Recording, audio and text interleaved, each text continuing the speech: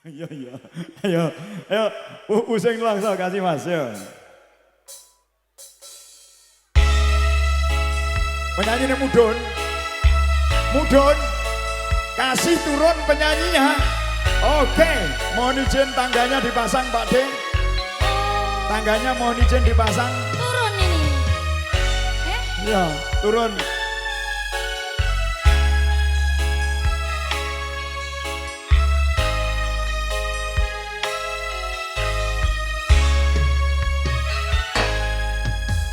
Keneng ngopo sifatmu saiki wis beda kowe ninggalno aku mentingno wong liya apa rasa tresnamu saiki wis sirna kaya lumuting pinggir segara.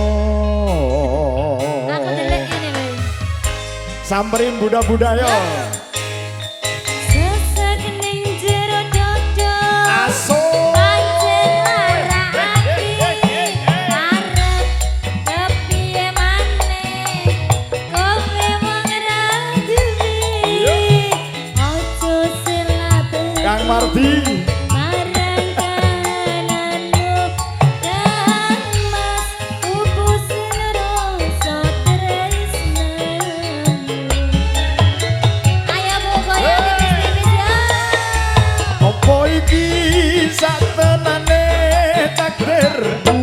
Sing jawabke sliramu peto ati peto lambe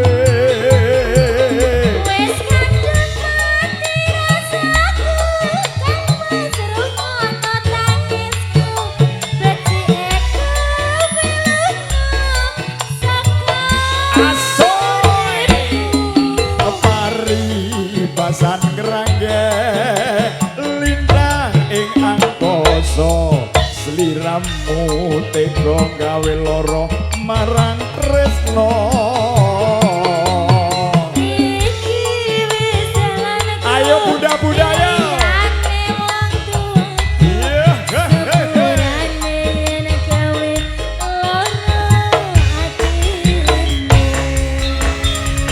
Pade Parmen Boset Oge matur thank you dulurku lanang ada yang bisa nyanyi boleh Bunda Kosmini ayo asoy alay alay alay monggo monggo monggo ayo Pak sesek ning jero dodo asoy pancen lara ati arep kepiye maneh kowe wong ra duwe ojo selabatmu marang kahananmu kangas pupusan rasa tresnamu masukkan lo yo opo iki saterane takdir monggo mriki mawon Bu sing jawabke sliramu peto ati peto lambe wis kadung mati rasaku kang masruk ana tangisku becike kewiluno saka uripku Pari basan kerangge lintang ing angkasa sliramu tega gawe lara marang tresno iki wis jalanku pilihane wong tuaku luar biasa. yen gawe lara ati Ulang lagi Mas yo. Yo, maka aku mriki lho.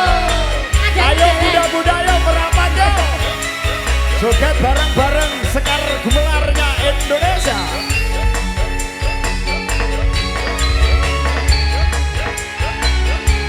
Nah, nyaket mriki lho,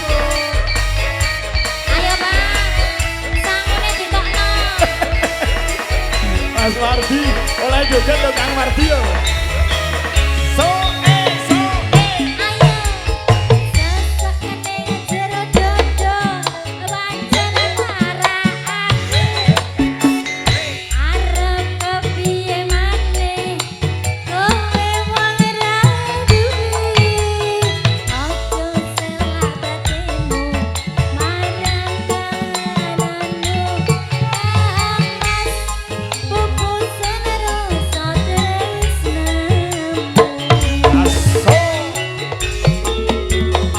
udah kosmini mane takdirku sing jawab sliramu peto ati peto lambe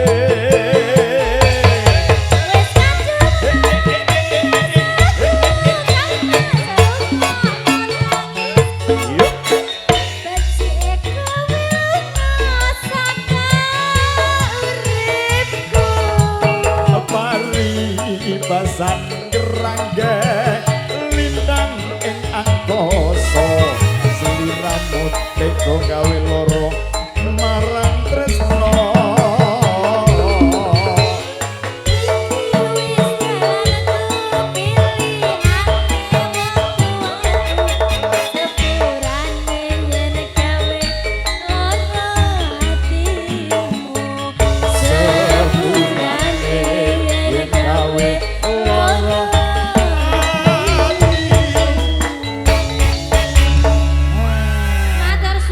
matur suwun. Ayo Nduk, naik ya, naik lagi ya. Naik dulu.